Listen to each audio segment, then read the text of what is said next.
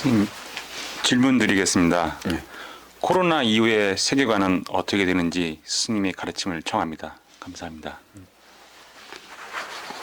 코로나 이후의 세계관, 무엇 때문에 코로나라는 질병의 시대를 맞이했는가에 대해서 알아야 하는 것이야.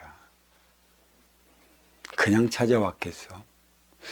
인류의 물질 문명이 최고조도 달한 그 시점에 몸속으로 요만한 레이저를 다 해갖고 일일이 무슨 병이 걸렸고 어떤 약을 투여하고 어떻게 요 병의 씨앗을 레이저로 잘라내야 하는지까지 아는 이 판국에 현미경으로 보이지 않는 쿼크? 그것까지도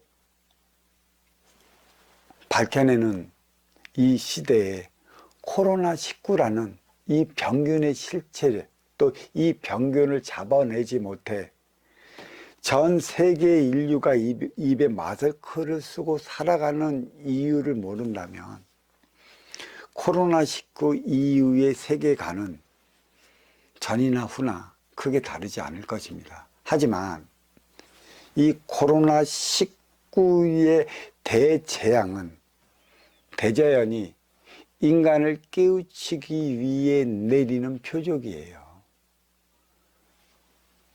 이 세상에 삼라만상 세상에 일어나는 모든 일들은 이유가 있습니다. 물론 보이지 않는 삼천대천 세계 저승에 있어서도 크게 다르지 않습니다. 근데 그 이유가 어디에 있는지만 밝혀낸다면 아마 코로나19는 이미 물러갔을 것입니다. 보이는 것은 보이지 않는 것에 의해 움직여요. 그렇지만 이 미세한 쿼크도 결국은 보이는 물질이 있다라는 얘기입니다. 하지만 인의 기운은 물질이라 얘기할 수가 없어요. 형태는 요만한 기운의 형태는 보여. 요만한 기운, 요만한 인의 기운이 인기가 인육을 쓰고 인간으로 살아갈 때의 집착의 기운으로 말미암아 구신으로 나타나기도 하고 희한한 형상으로 나타나기도 하는 게 인기가 인육을 쓰고 인간으로 살아가면서 집착된 기운, 한이 맺힌 그 기운으로 인해 변형을 일으키는 것입니다. 그렇다면 인의 기운은 물질일까요? 아닐까요? 빈물질이라 얘기할 수 있습니다. 쿼크 같은 어떤 그러한 입자가 아니라는 것이에요. 그럼 보이지 않는 이 인의 기운이 보이는 인육을 쓰고 인간으로 살아간다는 얘기죠. 보이지 않는 게 보이는 것을 운영해 나가고 있어요. 삼천대천 저승은 빈물질 차원 운영의 주체요. 삼라만상 이승은 물질 차원 활동의 주체라. 운용의 주체가 활동의 주체를 이끌어 나가듯이 빈물질 차원 정신량, 인기가 물질 차원 인육을 이끌어 나가는 것입니다. 결국 빈물질 차원은 이 인기는 영적 차원이라 할 수 있는 것이고 이 인육은 물질적 차원이라 할 수 있는 것이에요. 지금까지 우리는 이 물질적 차원의 삶을 살아왔어요. 유권사를 위한 삶을 살아왔다라는 얘기죠.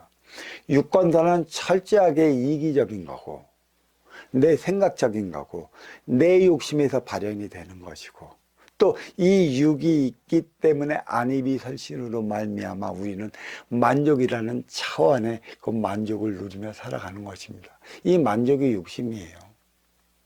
만족하기 위해 욕심을 부리는 건데 문제는 이 만족은 채워도 채워질 수 있는 그 질량이 아니라는 것이죠. 육생량을 갖고 있어도 채울 수 없어요.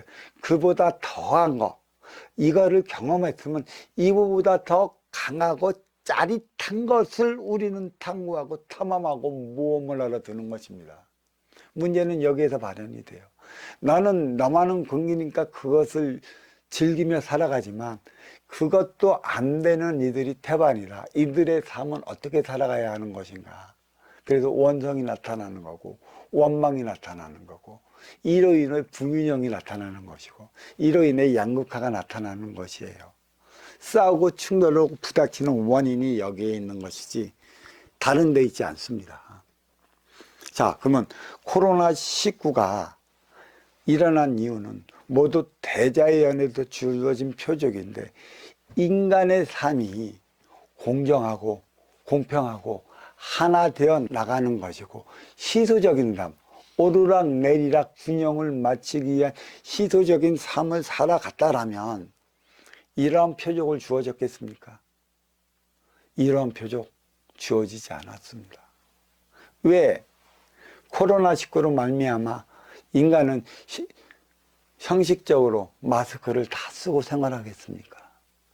코로나19가 전염됐다, 어디 전염됐다 그런 곳 한번 봅시다. 마스크 안 써서 전염이 됐는가? 마스크 써서 전염이 됐는가? 될 때라면 다 돼요. 그리고 코로나19 예방주사를 맞아갖고 전염이 되는 이들이 더 많은가? 또 예방주사를 맞지 않은데 그러한 이들이 전염이 되는 게 더 많은가도 우리는 냉철히 따져봐야 할 때라는 것이죠. 표적은 맞고 맞지 않고에 따라 주어지고 주어지지 않습니다. 인간의 삶의 변형, 그러니까 공정하고 공평하고 하나 되기 위한 삶을 살아가기 위해 노력을 한다면 코로나19에 대재앙은 없습니다. 인류 역사상 물질 문명의 과학이 최고로 발전했다는 이 업그레이드 이 시대에 이 코로나19 질병 하나 잡지 못해 질질대는 안타까운 육생날의 인간의 모습 어찌 봐야 할지 모르겠습니다. 코로나19 이후의 삶은 어떤 삶을 재워야 하는가?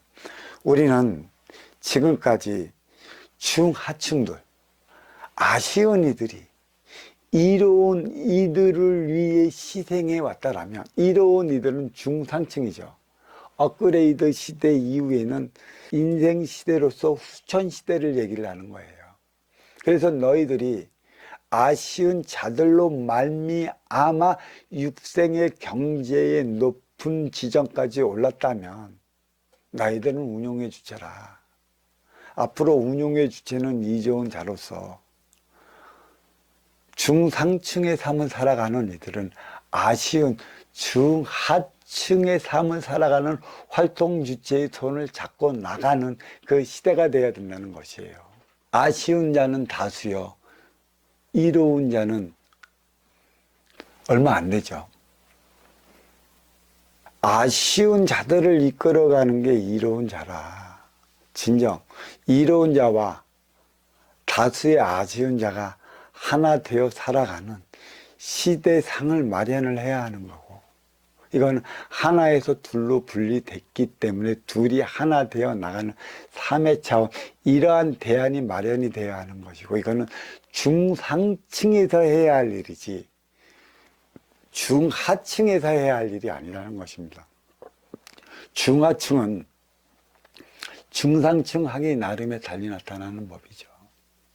시세상은 바로 이래요. 가진 자들이 갖지 못한 자들의 손을 잡고 나가야 하는 그 시대. 근데 분명한 것은 가진 자들이 갖지 못한 자들의 손을 과연 어떻게 잡고 나갈 때만이 하나 되어 나갈 수 있는가. 이에 따른 법안도 함께 만들어져야 한다는 것입니다. 이게 코로나19 대재앙 이후에 펼쳐질 삶의 모습이고, 또 둘이 하나 되어 나아가는 인생살이 모습이라, 이 모습을 분명히 발현시켜야 하는 것이죠. 이게 법의 대안인 것이고 대도법이라 할 수 있는 것이며 천부의 삶이라 할 수 있는 것입니다. 이에 대한 질문은 여기서 마치도록 하겠습니다.